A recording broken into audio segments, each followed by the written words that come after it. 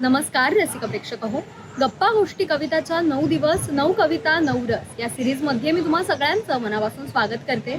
गेल्या 8 दिवसांपासून आपण 8 रसांवरच्या वेगळ्या वेगळ्या कविता ऐकतोय. आज मी तुमच्या समोर शांत या रसातली कविता सादर करणार आहे. शांत रस. सगळ्या रसांचा अनुभव घेतल्यानंतर शेवटी आपण शोधतो तो शांत रस.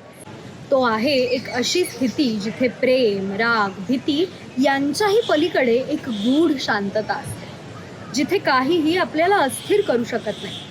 खरी शांती ही बाहेर नाही, ती आपल्या अंतर्मनातच सापडते. सगळ्या युद्धांच्या, संघर्षाच्या आणि गोंधळाच्या मुळाशीही एकच आशा असते, शांती पुन्हा प्रस्थापित होण्याची. शेवटी प्रत्येक प्रयत्नाचं अंतिम उद्दिष्ट हेच असतं, समतोल आणि सौहार्द परत मिळवणं.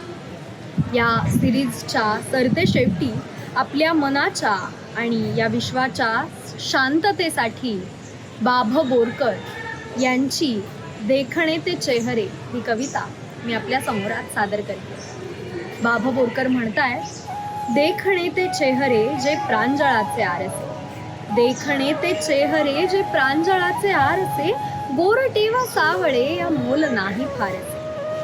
तेच डोळे देखणे जे कोंडिती साऱ्या नभा, तेच डोळे देखणे जे कोंडिती साऱ्या नभा, बोळीती दुःख जगाच्या सांडिती चंद्रप्रभा.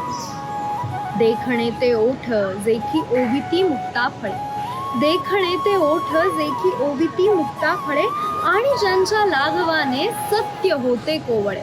बघा, आपण कायम असं म्हणतो की सत्य हे कटू असतं, पण आपल्या आयुष्यात अशी काही माणसं असतात की ज्यांनी ते सत्य सांगितल्यानंतर ते सत्य सुद्धा, त्यांच्या लाघवाने ते सत्य सुद्धा कोवळं होतं. देखणे ते हात ज्यांना निर्मितीचे डोहळे, मंगलाने गंधलेले सुंदराचे सोहळे. अतिशय आवडतं कडवं आहे माझं.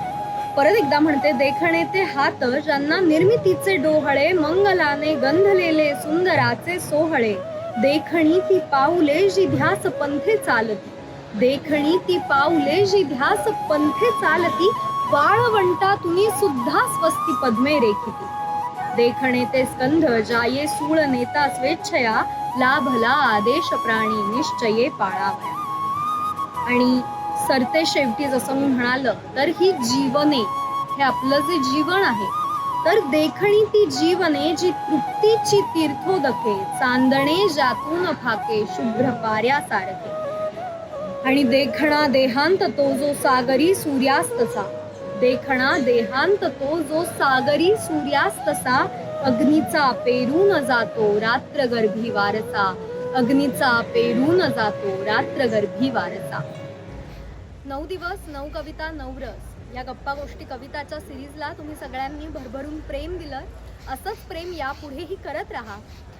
उद्या दसऱ्याच्या निमित्ताने सगळ्याच रसांचं एक असलेली अशी कविता मी तुमच्यासमोर उद्या घेऊन येतोय, विजयादशमी अर्थात दसऱ्याच्या निमित्ताने. सो स्टे ट्यून आणि गप्पा गोष्टी कविताला लाईक, शेअर आणि सबस्क्राईब नक्की करा. थँक्यू.